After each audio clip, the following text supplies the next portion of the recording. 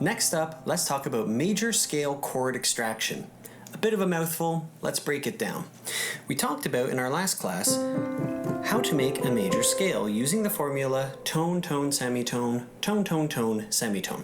Now we have a collection of notes, and what we're going to do is we're going to play the first note of that scale and skip one note in the scale and then skip another note in the scale, essentially creating a chord kind of blindly, just choosing a couple of notes out of the scale. So we have C, E, and G. If we move up through the scale, we end up getting the next chord, D, F, A, E, G, B, and I'm just moving up through my major scale, playing each note of the scale as a chord, right? So instead of playing single notes as we go through, I'm playing chords. This is relatively easy in C major. It can get a little bit trickier in other scales. I'll give an example like A flat major. Right, there's lots of blacks, lots of whites, lots of different types of shapes. So you can see why I'm starting with C major to keep things nice and simple. So when we play a chord built off of the first note of a scale, it's called a one chord. And we use Roman numerals to identify harmonic chords. The reason being, in music we have finger numbers, we have scale degrees, we have chord numbers. There's all these different sort of ways that terms can overlap.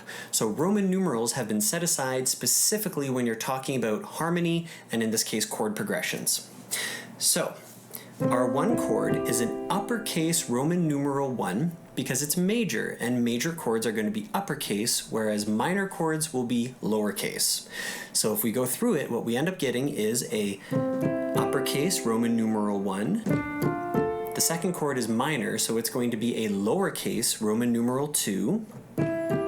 Third chord is minor, so lowercase Roman numeral 3, uppercase 4, uppercase 5, lowercase 6, lowercase 7 diminished as lowercase, but there's also a superscript circle, so you have to put that after the lowercase 7 to identify it as diminished.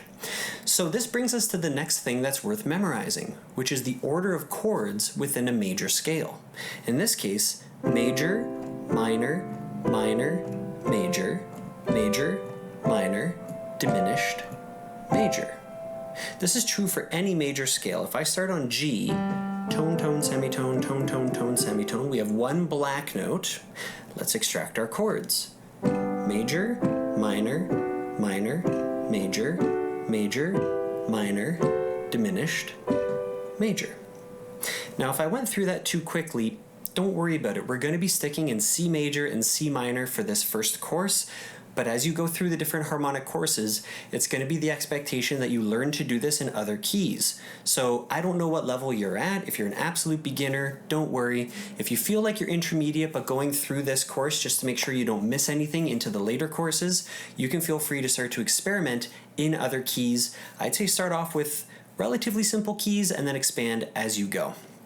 So, major, minor, minor, major, major, minor, diminished, major. Using Roman numerals, that is how we're going to be discussing the movement between chords. And thus, we have extracted the chords out of a major scale.